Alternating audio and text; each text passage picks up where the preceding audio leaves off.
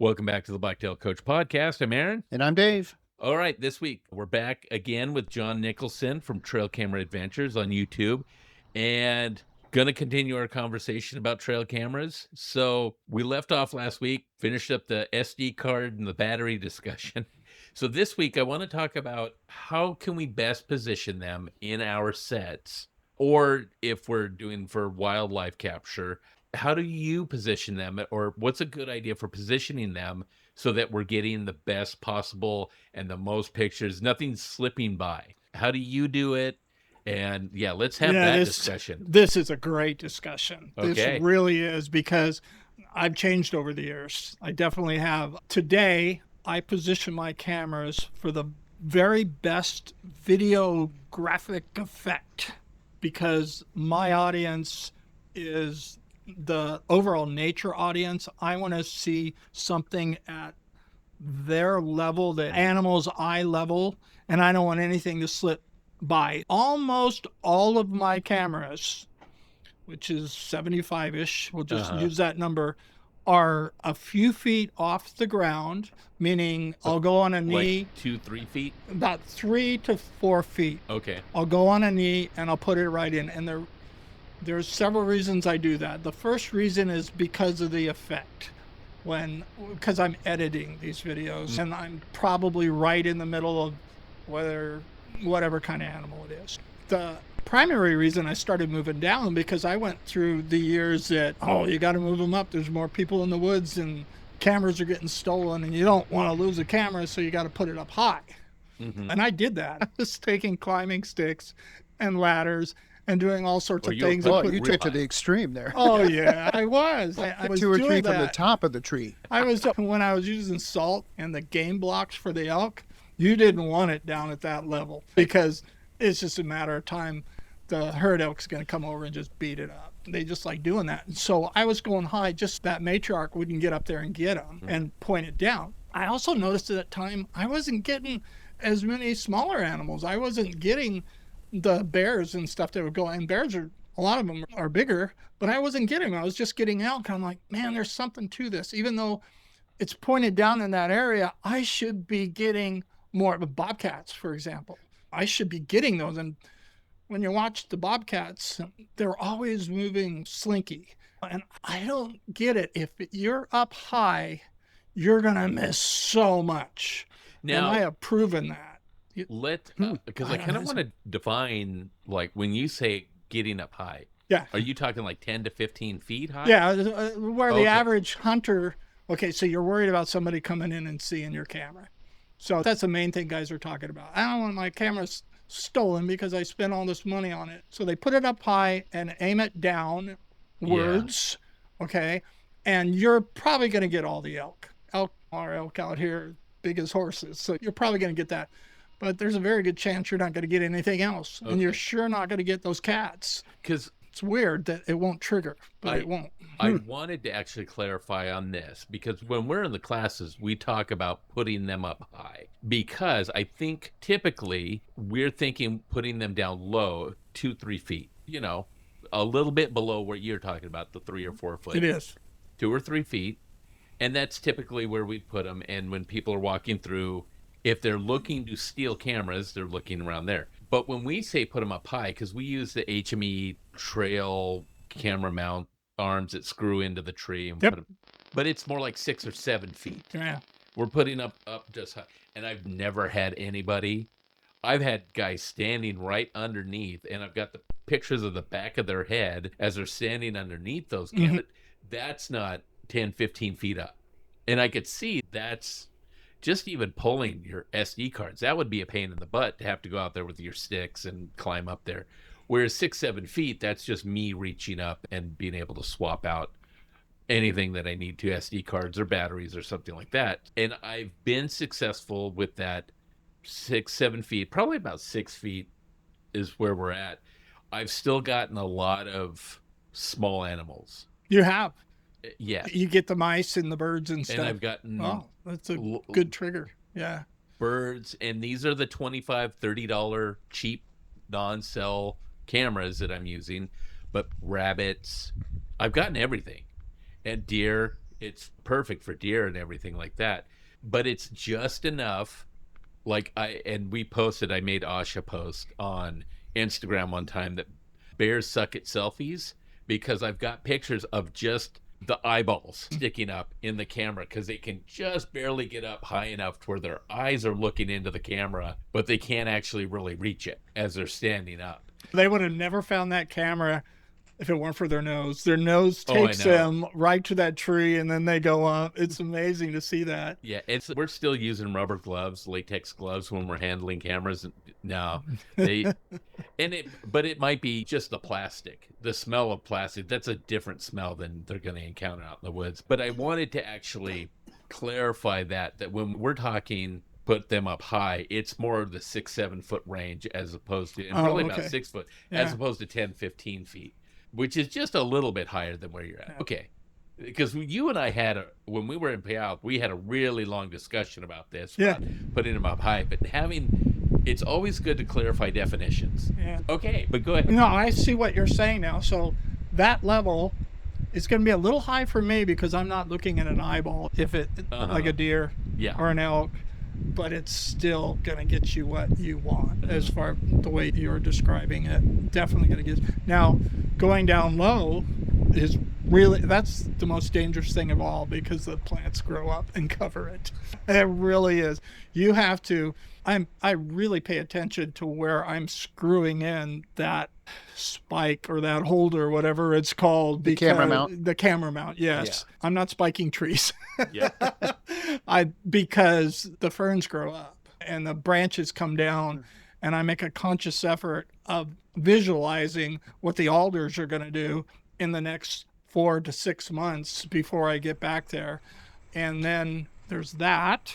And then the other thing is the position. There's a lot of writing about what I have to have it in this direction because the way the sun rises and the sun sets. I did a whole video on this once. Oh, really? Okay. In Washington and Oregon, forget about it. Yeah. Because we don't usually have the sun. Don't worry about that. Put it on the tree or rock or whatever that you think is the best for yours, and don't worry about it, because it's probably going to be cloudy. It's probably going to be misty. It's probably not going to be sunshine right in it. And Here, even if it is, you're talking about the Northwest. Yeah. Are we talking about the same place? I saw some sun today. Yeah. So don't worry about it. Get the best position. Now, we should talk about this, how cameras trigger, because even as much as I know about cameras, I don't understand sometimes why they don't.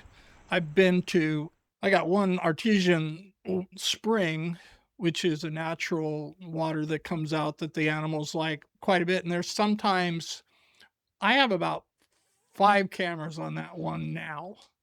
But there was a time when I had 3, and you walk up in tracks all around or down in front of your camera, and especially when you only have 1 camera in tracks and you're all excited. Oh, look at that's a lion track, or that's a bear. I can't wait to see it. And then you open it up and you don't get it.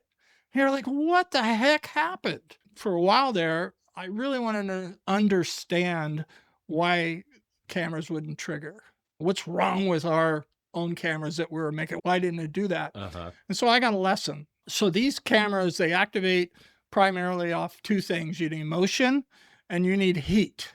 Okay. And it's like the solar light that goes off in your garage when somebody's sneaking around, except there's a heat deal. PIR stands for passive infrared. And so with passive infrared, when something walks through this zone, this field, and it has those 2 things, the camera activates. And the marketing in the industry is our camera activates at 0.01 or 0.04 or 0.05 seconds, and everything you'll see is going to be incredible. It's like, how does anything get away?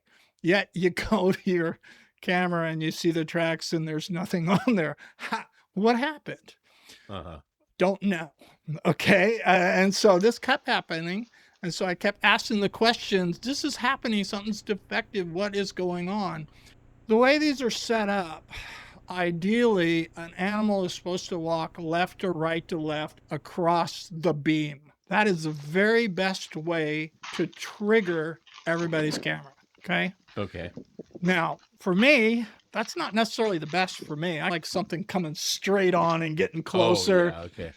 And it was explained to me if something comes straight on, straight, and it's slinky, and now it goes sideways, that's when the camera may or may not trigger. I'm like, how is that possible? Because I'm the kind of guy that tests it out. I used to walk real slow and go straight and then go sideways. And there is something to that. There really is something to that. So if a person is trying to get absolutely everything that goes by, you may be conscious of left to right on the trail. And if you put it on a tree, that the trail is coming right towards it and the animal is coming right, watch your videos. Of course, you got to have video to even know this, and it's coming right at you. Some of those don't trigger until they're very close. Okay. What I want to have happen, ideally, is at the farthest point out there, my camera triggers, and I see the animal coming at it, and it comes at it and goes around it. Well, they don't operate ideally best that way. It's hard for me to get my head around why they don't, but they don't. That's a reality. So it's funny you're saying this, John, because instantly I'm thinking of an occasion where I had put the camera running straight down the trail. Yeah. Okay. So the trail was going right by the camera and I was facing one direction and I got a picture of one shooter buck and I put that camera there and I would go there and I would see tracks on that trail, but I only got one picture of that buck and I would see his tracks every time. Drives you crazy, doesn't it? Yeah, and that explains what was happening. He was just staying on the trail. I needed to get off of that trail On the side, yeah. and get either like a 45 or a 90 degree to get him to walk through that. And now I'm thinking not only get off the trail, but you want to be back a little bit so that field of view. That's what it is. Field of view as far as Capture. the beam is wider, so that you're going to pick him up sooner, and he's going to stay in the picture longer. Mm-hmm. Great comments. But great. and this was a dandy buck too. I'm thinking now I got to go back. Yeah. Because that's what was going on. Yeah. That buck is still there. And I'm doing the same thing as you're talking. I'm thinking of the scenarios in my sets, and I've never had any problem with picking up everything that's coming in. But mine have always been, I've never done that straight on with my cameras. It's always been at least a 45-degree angle. And I'm thinking of one where they're coming up from the left and they'll cross in front of it, but still moving at about a 45-degree angle from behind it, walking in front of it, or off to the side. And even when I was monitoring the Skidder Road one time, I was still off to the side, about a 45, and I got some of the best pictures I've ever got just being at that angle. And the only cougar pics I ever got were on that. And I got three really nice cougar pics on that one particular camera. But yeah, mine have never been, I've never been frustrated, like, what the heck's going on? So there's been other things that have been frustrating, but not the animals. But I think it's because I've never put anything straight on. There's something about the way cougars and bobcats move that it's very, I've got them. It's very difficult to get them coming straight on. I've got a few, but it's difficult. They're almost always starting in the frame, in the middle of the frame. Now, why in the world did that camera decide to trigger on that 175-pound Tom cougar when it was in the middle of the frame, when every other deer and elk that came in, it triggered immediately? It's about the way they move. And then that's also the reason, we're going to go back to this a second, I keep it lower. There's a better chance of it triggering on those than higher. Yeah. I would think also picking up the leg movement. That's probably more movement. Well, the gait, like you were saying, a cat, it's sleek, it sneaks. Whereas when a deer walks, it doesn't walk like a human where we go heel to toe and our foot glides just above the ground. Whereas a deer picks it straight up, moves it out, and then drops it straight down. So there's a lot of movement in that. And then if you look at the gait of a cat, it's all contained inside the shoulders.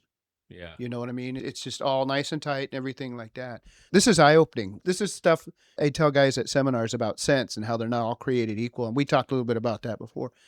and how I have the opportunity to go sit down with tinks and listen to them explain their scents and why they made them and for what part of the rut and what phase and all this.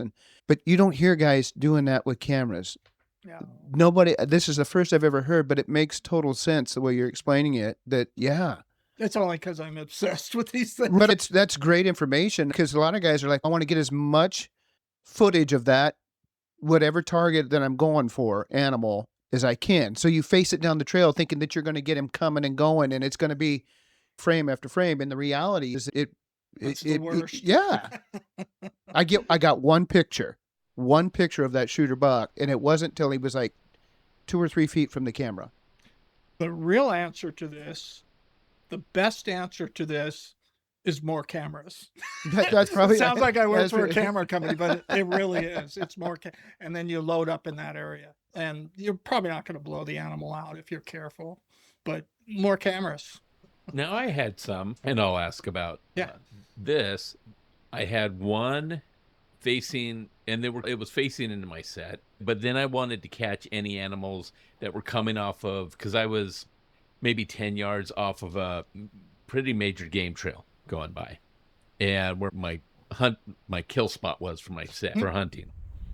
Now I had go down to that main game trail. I had my camera, one camera pointed towards that, one pointed towards my set, thinking, okay, I'm going to get stuff walking by. I never got anything walking by. And then once when Were there tracks? oh yeah. It never triggered. And it never triggered. And so now, granted, inexpensive cameras, but I would think 30 feet, it would have picked something up. But that one, I don't know what happened, but it was the one that was filled with ice that I had mentioned, which I don't know if I mentioned it during the episode or while we were talking off air, but it was during the atmospheric rivers. The rain triggered that. I had really? 21,000 pictures. Yeah. Runaways. It's been a long time since we've had runaways, but that's my God. Yeah. And you just get to the point of, I don't care if there's an animal on here. I'm not going through all these pictures. And I just deleted all of them because I just got frustrated after 21,000 pictures. That was a pretty good size gig. It was a 32 gig. Yeah. And it was the one time I actually had a non-cell camera. The batteries died on it, or they were, they actually died, or else I probably would have had more. It was torturous, and it was catching lots of rain. There wasn't any brush in front of it, so it wasn't catching wind movement or anything, but it just do they just, like you say, run away? Runaways. So in the old days, you might remember this, Dave, the worst runaways, it's not that. The worst runaways is when we were putting 35 millimeter film cameras inside these boxes, and you have a runaway then, and now it's worthless. Now you got to go pay to have it developed to find out it's the same thing. Disposable cameras that you put in those. Yeah, I remember those. That was back in the infancy. And it's funny because before you started going through all this, I'd forgotten all about half these cameras because I've hunted with all of them. Yeah. But to see where it started, and what it has come to now it's impressive. It really is, in such a short amount of time. It's like laser rangefinders. I remember when they first came out, and what we used to do as far as rangefinders before, the little ones that were blurry and you had to get it dialed in, and so everything was crystal clear. And even then it was at least 5 yards off. Hunter Specialties. I had one of those little ones too. Yep. Yeah. And to see where the industry has come, and certain parts of it, trigger speed and white lights, red lights, black lights, all of that stuff that has progressed to where we are now has really been impressive. But there's pros and cons to everything. And I think I like the cell camera. It's great, but I think that it feeds a part, as far as the hunting aspect goes, I think it feeds a part of the impatience in everybody, because it's instant gratification, and you get guys that I need to get a bigger antenna or some kind of booster or whatever to get it to me and everything. And I always like part of the joy, like you talk about, going out and pulling SD cards and just that excitement, like Christmas morning, and racing home to put it on the computer, or having that tablet in your rig where you can sit there and look at it and go through them and say, oh, there's one. We've kind of lost that with the cell cam. Yeah. just because, like I said, it's instantaneous, it's real time, and you're spoiled. You really are, and it takes little bit of the hunt away. For me personally, it takes a little bit of the hunt away. Can you even make it home without looking at? I have a card No. reader. Oh, no. I was like, No, I I have to card look at reader. some of them. It plugs into my iPhone. I sit down, and after I've pulled the last one, if I'm doing multiple sets, I can hold out till I've done the last set, and then I'm plugging in those SD cards and looking at them in my car and sitting there for a half an hour. Do I have anything? Do I have anything walking by? Oh, I'm sending pictures of partial videos to my buddies. Oh, you're not gonna believe this. Oh, look. Oh, this cat was in there 2 minutes after we left. Can you believe that? Stuff like that. It's usually I'm trying to get a couple of times I've got, because I'm up by Riderwood, and I'm up where there's no cell service, but I'll drive down to Riderwood because I like driving around, because there's all kinds of deer running around in Riderwood down in that town. But because then I have a cell signal, I'll start sending Dave and other people some pictures of, oh, hey, look what just walked through, or the cats or the bears, or different stuff like that. Do different cameras for how long of a shot that they can get? Like, some of them, do they go out to 10 yards? Are there some that go 20 yards? If you spend more, are you getting not only a better quality picture, but are you getting where you're a picture from a longer ways away? Are they picking up movement from a longer ways away? That's a good question, and the real answer to that is, what's your application? It really is. It's what gun, what bullet, what optic do I need for, what do you recommend? The real answer to that is, what's your application? Yeah. Okay. Am I hunting on the east side and I'm looking at one mountain to the other, or am I in the dark forest here in St. Helens and sneaking up on Blacktail? It changes dramatically. So the real answer to your question is, first of all, when you set up, if you're setting up on a large field, and the only large fields that we have out here, we don't have giant food plots. No. Okay. Well, you could go to Cranberry. A very good friend of mine runs cameras on the cranberry bogs over at the coast. That's about the biggest plots that I can think of around. But we have clear cuts. We've got 2 and 3 year clear cuts. And if you want to know where the elk are coming out, or the blacktail in the evenings at the final, and you want to put it up high, and just because you're starting on your journey trying to figure out this section, okay, you'll never get a trigger way over there, say 300 yards, by having it up high in this tree looking out over this 2 or 3 acre corner. So what you do, and what I have many times in the past, is you go under the time lapse menu, and you go ahead and hit time lapse for every 15 minutes or 30 minutes, whatever you think is right for that area. And now it just continually takes a single picture every 15 or 30 minutes until you come back. And then in 2 weeks, you come back and you're like, nothing happened the first night. And you're going to have to race through all these pictures. Yeah. Okay. And then the second night, oh, they're in the field. Okay. And then you see where they came out. And now you go over there and you're like, oh, son of a gun, there's that trail. I never saw it. Now you start, and that's hunting, isn't it? Yeah. Now you start working your way into it. Now you start putting cameras up there. So the time lapse function helps me find things in large clear cuts, openings and stuff. What's even better for helping me find things are my bloodhounds. They tell me where all the animals go. That's a whole nother tool that I'm very lucky to have. Yeah, Dave's been trying to train the Pomeranian, but he's not cooperating. He's got it in him. They all do. It's amazing if you watch dog behavior in the woods, what they will tell you. Those it's amazing. Watching him in the yard. He will zone in on where there's been an animal. Yeah. Because the deer will bed down in Dave's flower beds at certain times of the year, and later spring here in a couple months, and he will go over there and immediately and start sniffing around, and then he's got to pee on everything. This is mine, just to remind you all. So are there settings that people can do if they want really good quality? And that is buy a better camera. That's probably the quick answer, but well, no, actually, no. That's what's a interesting good question. about quality of pictures. My night pictures I really like those. It seems like the quality, the crispness It's of Christmas. Yeah. is so much better than the daytime pictures. They're always fuzzy and they just don't look as good. But if I can get some dusk where it's black and white, or you can tell that it's just dark out, yeah, it ends up being really crisp, and I can start picking up like points on an animal, or you start picking up on the little scars that they might have or something like that. But are there other, if people want really good quality, whether it's for hunting or Yeah. just for the nature pictures, what kind of settings? How are you setting yours up? Okay.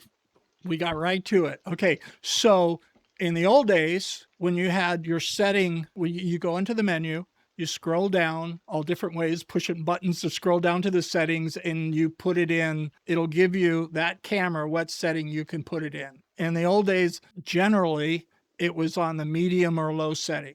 Uh-huh. And what you could do is put it on the highest resolution setting for pictures. The problem with that is when you're 1 to 4 gigs, now the most you could get is 500 to 700 pictures. This is back when I wanted 2,000 to 5,000 pictures. So I started backing off on that. Okay, now the cameras improve. Now you can put in 32 gig. Now you can change it to video. And now when you look at your settings, you're going to have 3 or 4 different settings in both picture mode and video mode. There's probably half of our audience probably doesn't realize that there's 2 different modes in there. They're just going with it with the default. And in the video mode, more than likely, it was set up in a default as one of the lower or middle and not the highest video. The same thing on the picture mode, not necessarily the highest. When you go into nighttime, a lot of cameras now have a nighttime resolution, and there is either no choice or 2 choice, and that's in the higher one. So I'm guessing that the camera that you're referring to has not been adjusted in the picture daytime mode to the highest resolution. Yeah. It's probably default mode, and default mode is a really good mode for almost all cameras that are coming out, but it's not the best mode. And it's certainly not the best if you're editing your pictures or videos like I am. Honestly, I just consider it an accomplishment that I got the right date. I get it. No, I get it. Okay, so I walked in and it said I was there at 4:17 p.m. Yeah. And I knew it was 10 a.m. So I've got to subtract 6 hours and 15 minutes. Yeah, I would have to do that. And 2 months and 8 days, take that off of there so that I could get the right date and time. Yeah, because it didn't stay the way you said it. Right? Yeah. No, you're right. That's what we'll say. And then, finally last year, I'm like, nope, I'm going to sit down and I'm going to actually program these. And Aaron, we all do that. See, now we all do that. Now I've got to figure out like the next step of programming them. I'll have to find the how-to. This is when it's easy. Back when I first get the first high dollar one, like I said, that Leaf Forever, it was so confusing. I couldn't get the dates right. And it was, it's easy now. They're a lot more user friendly. Tell you what, you get a 6-pack of Dr. Pepper and I'll sit down with every one of your trail cameras because I love that stuff. This is what you want. This is what you want. Okay. You mean Dr. Pepper? Dr. Pepper. Oh, yeah. For the cameras. Almost all the cameras, even the inexpensive ones that are out there today, have really high resolution video and still pictures, and they're really awesome. You just probably have it in default mode. That's the only reason you're not getting better stuff. Okay. Or you want better. How are trigger speeds now? Okay, in comparison to what they used to be? They're better overall, definitely better. But I almost wanted to jump in before when we were talking about trigger speed. Okay. Most cameras today, and I don't know that you're able to really read this anywhere, the product development managers who talk to the sourcing agents that develop these electronics, they've told me about it. There is in order to get longer battery longevity, okay, when the camera's not doing anything, it's the best time for it to shut down and be in its lowest usage mode. Okay. So the first picture that comes out because a deer or a cat or whatever it is walked across takes a little bit time because it comes out of, I forgot the term they use. It comes out of their low power, low volt mode. The next one that's right behind it, whether you have it set for multiple pictures or whether you have it set for every 30 seconds is faster. Uh-huh. So let's take an example. You got it in video mode and you have it set up perfect, and the animals and the trail, say it's 15 yards out there, and they're going left to right across the field. And so the whole system is at its optimum to trigger right away. If you set up your camera and you go out there and walk across because you were playing around with it and you turned it on, it's not in low power mode. The circuitry is not. So it's going to trigger right away. Oh. You wait, like this buck of yours that has been eluding your camera, you wait, nothing happens till nighttime. The buck comes across. It has to get out of that low power mode. That first picture, it's going to take longer to activate the camera to take it and do whatever mode you have it in than the next one that comes right behind it, the next picture or the next video. Uh-huh. So once it's up and running, and they all have times on them, but you'll never find those in the instructions or whatever it is. So when we talk about trigger speed and you see these tests, like on YouTube, you can dive into this wormhole if you want. Who's the fastest? The only question I have is, who's the fastest out of the box and they've all been triggered and it's on a high trigger mode, or who's the fastest that's been sitting there and nobody has come in front of it for the last 2 or 3 hours, and then they go in, and that's going to be different. Everything that you buy today is going to be superior than what we had 5-6 years ago. Yeah. But there is a difference. There definitely is a difference. Yeah, because I remember back in the day, that was Cuddyback's claim to fame, is that they had the fastest trigger speed, and guys were switching over to that. And I think they really were, actually, too. They were. They put out a good camera. Of course, there's a lot of good cameras out there on the market if the cameras are taken care of properly. Yes. No, but that's interesting. I didn't think of it like a sleep mode versus sleep mode. That's what I was looking for. Versus an active, like you said, the second deer is going to, as soon as it gets into frame, is going to trigger it. Whereas the first deer, maybe halfway through the frame before it finally goes through its little startup and then takes the picture. So that's interesting. I never thought of it that way. Part of the way that they increased trigger speed is the field of view for the trigger is wider than the field of view for the camera. Okay. Remember, some of them have lenses that are going off to the side. Okay.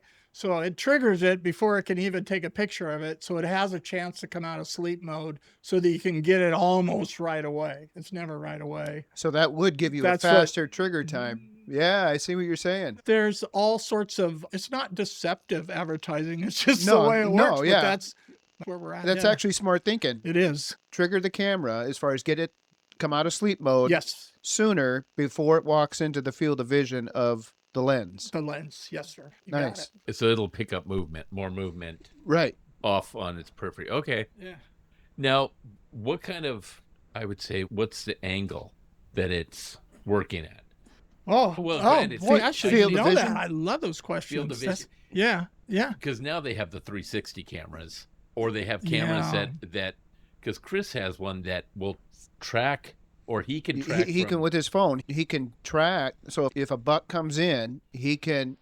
This is crazy. The app on his phone will alert him that there's been movement, kind of like what we were just talking about, and then he'll get a picture, and then he can go and with his phone he can change it to video, but he can also turn the camera with his phone and follow that buck around. Okay, I actually have one of those, and I use it in my chicken coop to see where the rats are coming out. I have a war with them. Prey is know prey. what you're talking about. Yeah. Prey is prey, whatever you're going after. But what's the angle of the? I would just field be of vision. Guessing. Yeah. That's what I'm an optics guy. That's I almost say that every day with my clients. I don't know. It's certainly not 180, but that being said, we were just talking about trigger lenses. And with two lenses pointed out at angles, the activation or come out of sleep mode or whatever technical term the industry uses for that probably is 180. Okay. And then the field of vision that the picture or video lens is probably, I'm going to look that up. It's probably 25 to 30 degrees, probably. But you know what?